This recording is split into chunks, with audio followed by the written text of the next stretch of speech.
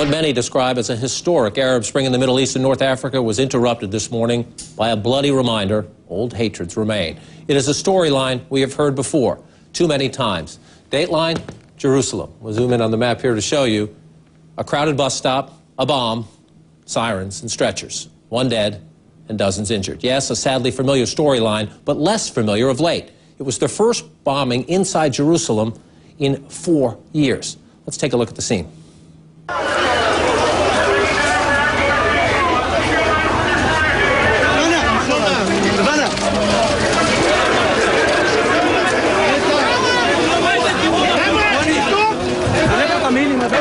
You see the tragic scene there, the rescue workers trying to help the hurt.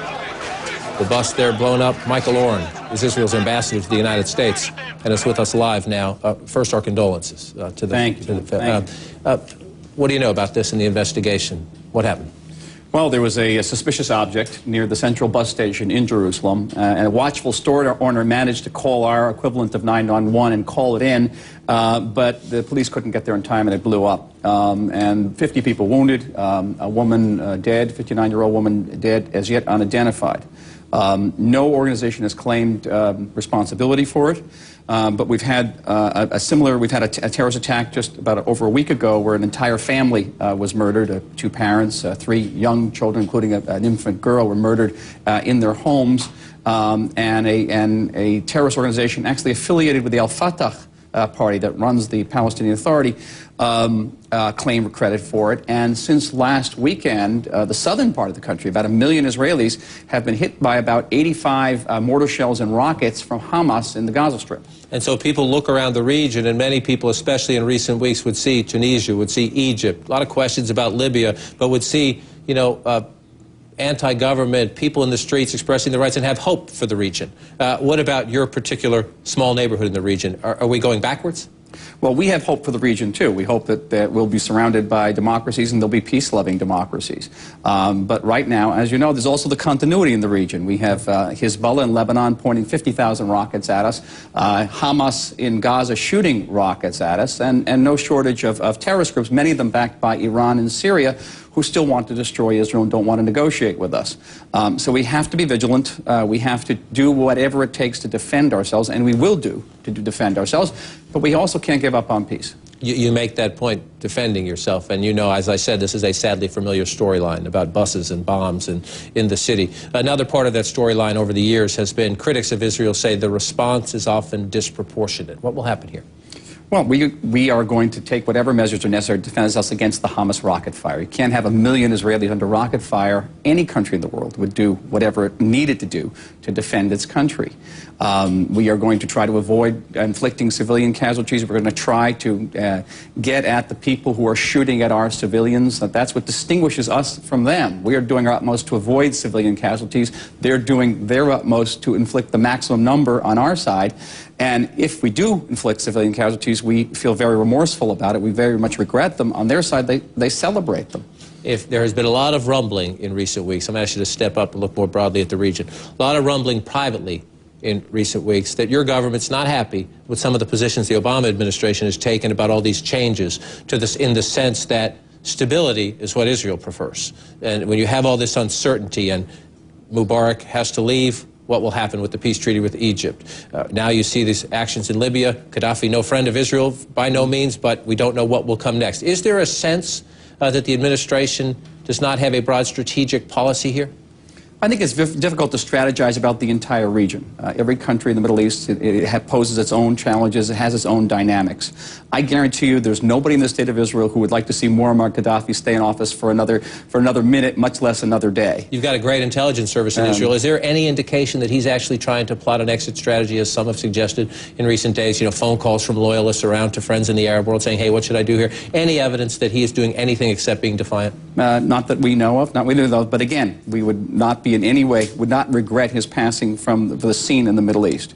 In Egypt, again, we would welcome the emergence of a democracy in the Middle East. We've long said that we've been the only democracy in the Middle East, and we're proud of it, but we'd be happier to still if we were surrounded by democracies, if they are committed to maintaining the peace. And when you look around now, well, let me ask you one more question about Libya before I move on. There are many people who worry that if we get stalemate, and the country is essentially partitioned. The opposition keeps Benghazi, maybe picks up another city or two in the east. Gaddafi keeps the west in Tripoli, that he will still have oil at some point. People think he will find his way around any sanctions. Do you think if Muammar Gaddafi is allowed to stay, that he would go back to being a sponsor of terrorism and that he would look to retaliate against those who are dropping bombs on his country right now? I think there's no underestimating the viciousness of Muammar Gaddafi. This is a person who has blown airplanes out of the sky.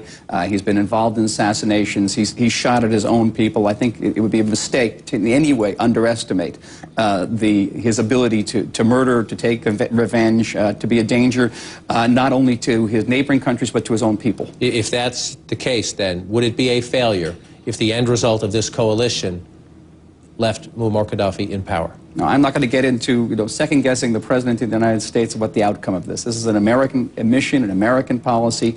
We are going to support President Obama and the administration and the allies of the United States in taking any measures that will, we believe, contribute to greater peace and stability in North Africa and throughout the Middle East. Are you comfortable? Is Israel comfortable with the United States getting into the back seat, as described by the administration, in several days and letting the French and the Brits and perhaps the UAE will get involved, perhaps Qatar will be involved in some way, or would you prefer, as long as this is continuing in your backyard, that the United States be in the lead?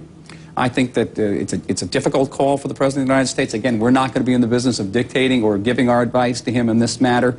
I think it's very important that the United States and its allies show a united front in standing up to tyranny and terror in the Middle East, and I think that sends a message to the enemies that we have in common, particularly the regime in Iran. But when you look, and it's hard to answer the questions definitively, when you look at Bahrain and the protests, Yemen and the protests, Syria and protests, what is the biggest question Israel has? Is it a question of, is Iran winning here?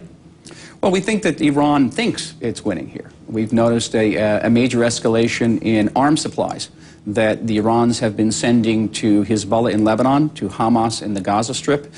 A couple weeks ago, we saw 2 Iranian warships go through the Suez Canal for the first time and take what amounted to a victory lap in the Eastern Mediterranean, because Iran has essentially gained a major foothold in Lebanon, where a Hezbollah puppet government has taken over there. And that has been a very important event, which has gone very much under the radar screen here in the United States. Under the radar screen, including at the White House, or you mean just in the American media? No, the media hasn't been less focused on it. It's less visual than great demonstrations in Tahrir Square, but it is an event of historical importance and could be a very dangerous turning point in the Middle East.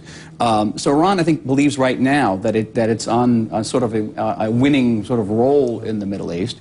It's yet to be seen whether largely Arab populations will look to Iran, a Shiite country, which has shot at its own civilians who are protesting for peace and democracy as any kind of model.